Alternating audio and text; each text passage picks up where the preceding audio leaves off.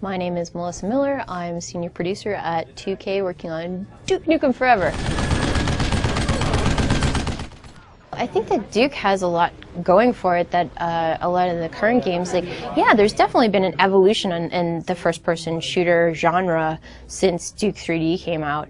But at the same time, a lot of where it's gone has been, people and development teams who are trying to achieve a more mature tone, which is awesome. I worked on the Bioshock 1 and 2. I get that, and I think that that's awesome that there are people out there trying to raise the quality level like that of just games in general. But there is something to be said for a game that sole purpose is just absolutely to have fun. And it's not about, trying to prove some kind of innovation, to stand out from the crowd. It's just, no, this is just fun. And that's the end of it. And as well as having a character who is so unapologetic and balls out about an un-PC, there's just something really, really compelling and attractive about that type of personality, in addition to one that kicks ass as much as Duke does.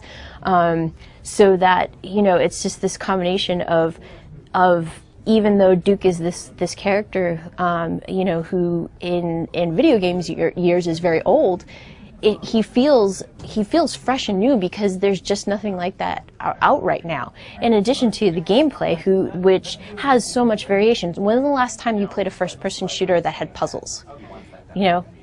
And Duke doesn't just have puzzles. Duke has all driving and machine guns and everything, and there's just so much about it in addition to the humor and the larger-than-life personality of Duke.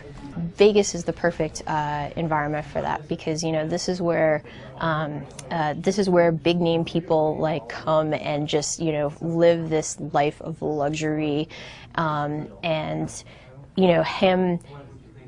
Basically leveraging his popularity for having saved the Earth into becoming a successful businessman with multiple franchises. That's pretty funny in and of itself.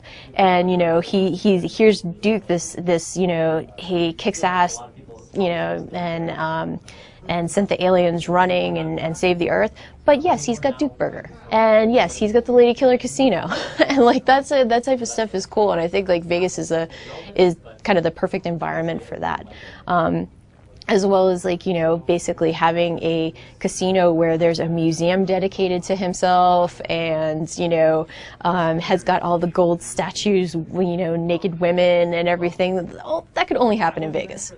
And it's pretty cool too because it's the world is a parody of our own, but at the same time, one of the things that makes it work is that Duke doesn't treat it as a parody, and it's that's his world.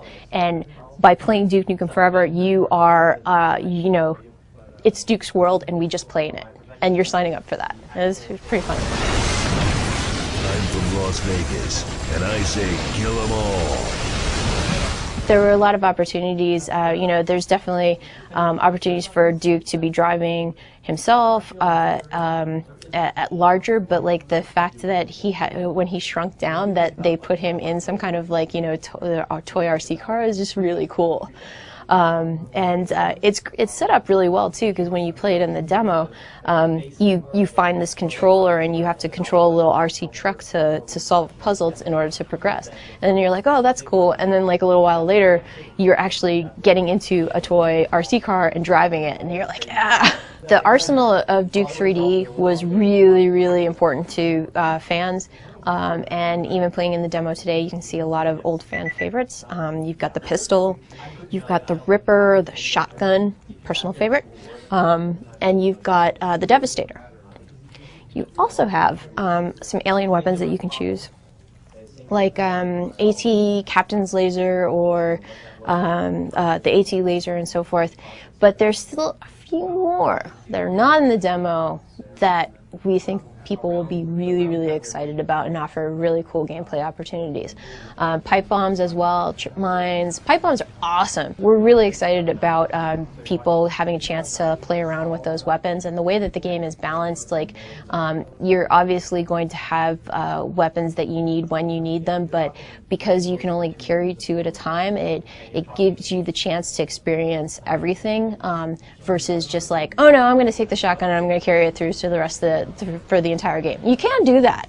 It is possible. I think still my favorite thing about the game is the peeing. I thought it was so funny.